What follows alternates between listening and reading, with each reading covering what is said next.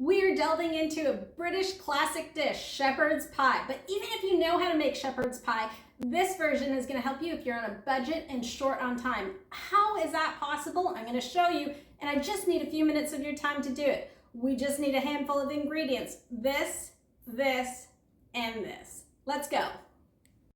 Step one is making your mashed potatoes. So we're going to take these, we're going to peel them, we're going to cut them into equal sized cubes, and we're going to put them into salted water. I don't want to waste your time showing you all the steps for that, but this is what it should look like. Notice how all the pieces are equal in size. That just ensures that cooking it will be equal in time.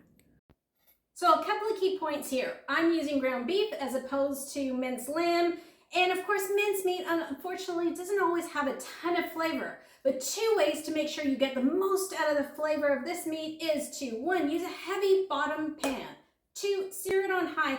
And don't stop when it looks great. Let it go to that brown. All the brown bits on the bottom of that pan are gonna add so much flavor.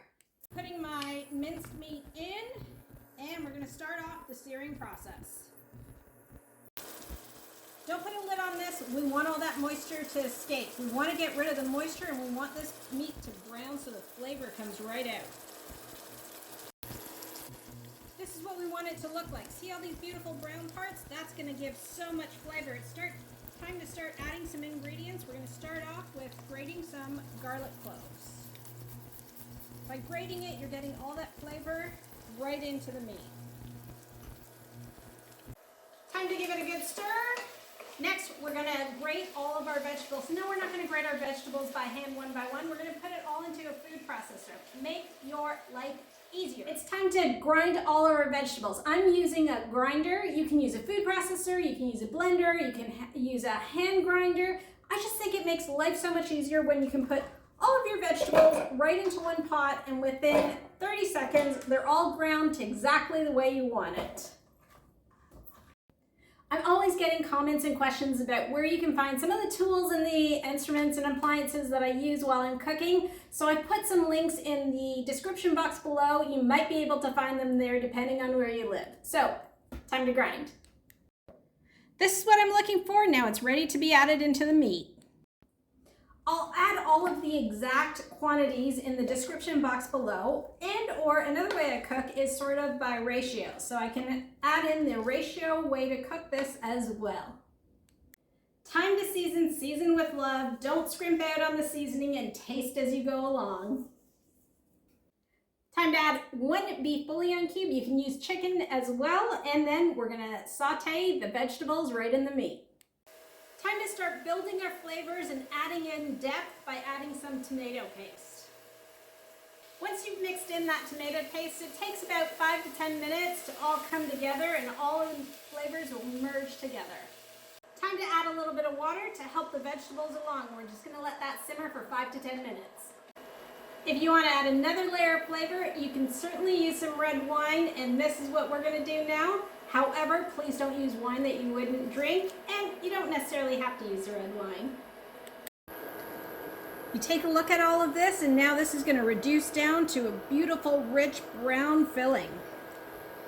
Time to add some seasoning herbs. I'm going to use rosemary today, which I love, or you can use tarragon and thyme. So today I'm using rosemary and some tarragon.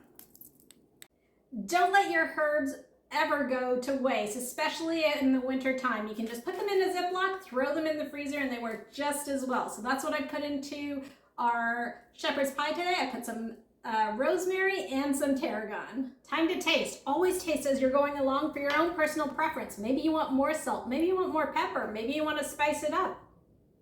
I'm gonna say it needs a little bit of salt, but if you wanted to spice it up, now's a great time to add some chili flakes or some serrano peppers. To thicken this up and add a bit of a gravy to it, I'm adding about 2 tablespoons of all-purpose flour. Time to stir it in, and we're gonna cook it for another 2 minutes. The meat filling is done, and it is right on point. Let's move on to the mashed potatoes now.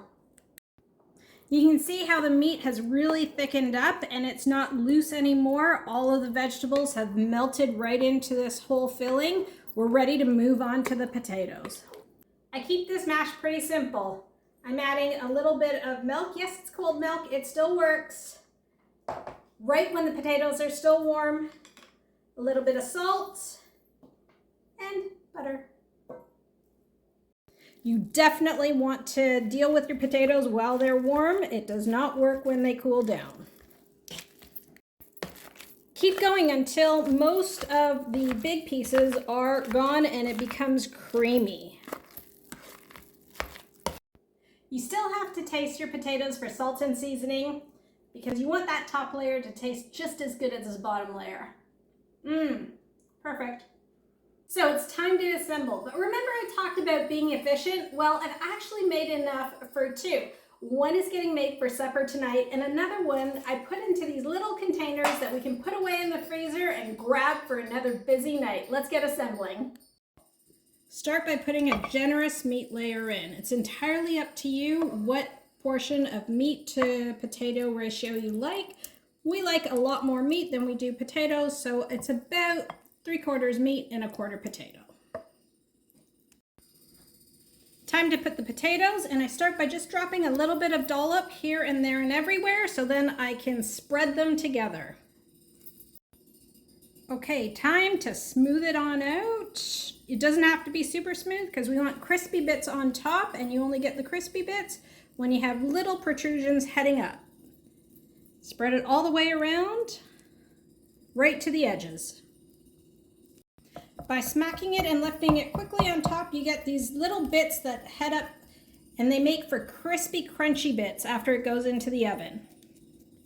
We are at the last step, and the last step has got to be a little Parmesan cheese. Who doesn't love a little Parmesan cheese? It goes into the oven, and make sure you put it on a baking tray so it doesn't spill over.